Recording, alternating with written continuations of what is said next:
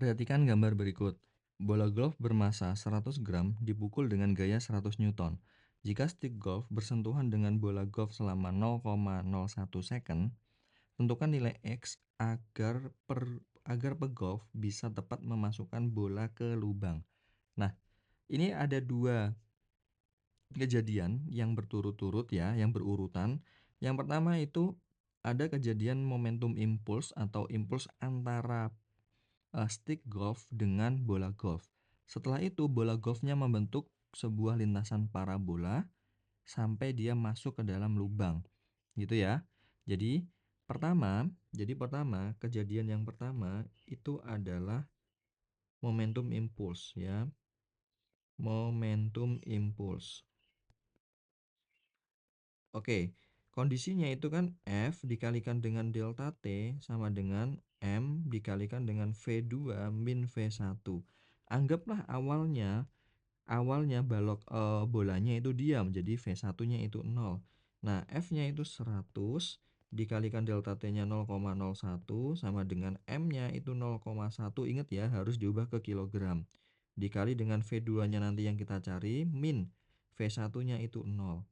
Maka 1 sama dengan 0,1 V2. Maka nilai V2-nya ini sama dengan 10 meter per second. Nah, ini nanti kecepatan V2-nya ini itu kita anggap sebagai kecepatan awalnya dari gerak parabola. Gitu ya, parabola. Karena setelah dipukul dia membentuk lintasan parabola. Jadi, kecepatan akhir setelah dipukul itu kita anggap jadi kecepatan awal gerak parabolanya. Oke. Jadi yang kedua kita pakai yang gerak parabola ya. Kita analisis dengan gerak parabola. Oke. Yang pertama kita pakai rumus yang ini. Y sama dengan Y0 plus V0 dikalikan dengan sin theta, sudutnya di sini 53 derajat, dikurangi sin theta kali T ya, dikurangi dengan setengah GT kuadrat. Nah, oke, perhatikan di sini. Ketinggian awalnya dari posisi bola itu adalah 4 meter. Sedangkan ketinggian akhirnya ya, kita anggap dia tepat di dasar ya, tepat di dasar, jadi Y-nya kita anggap 0. Jadi di sini 0 sama dengan 4 ditambah dengan V0-nya berapa? V0-nya itu tadi kan 10 ya, dari yang tumbukan tadi, yang momentum impuls. Jadi 10 dikali dengan 4/5 dikali T min setengah kali 10 dikalikan dengan T kuadrat. Jadi 0 sama dengan 4 ditambah dengan 8T kuadrat min 8T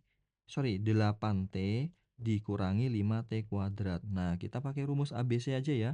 Kita definisikan dulu. Ini adalah C-nya, ini adalah B-nya, dan ini adalah A-nya. Gitu ya.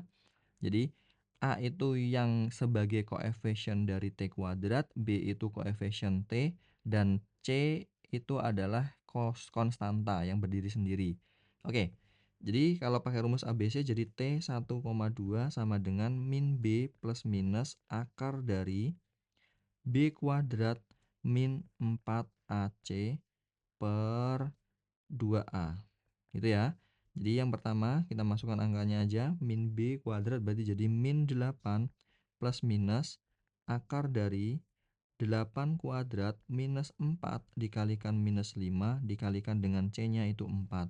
Dibagi dengan 2 dikalikan dengan minus 5.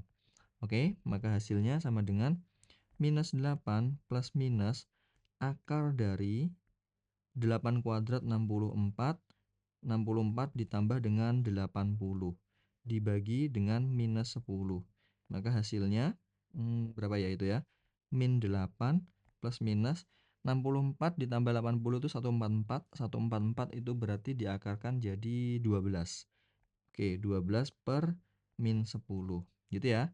Jadi kita nanti yang pertama T1-nya itu kita ambil yang positifnya dulu. Jadi min 8 plus 12 per min 10.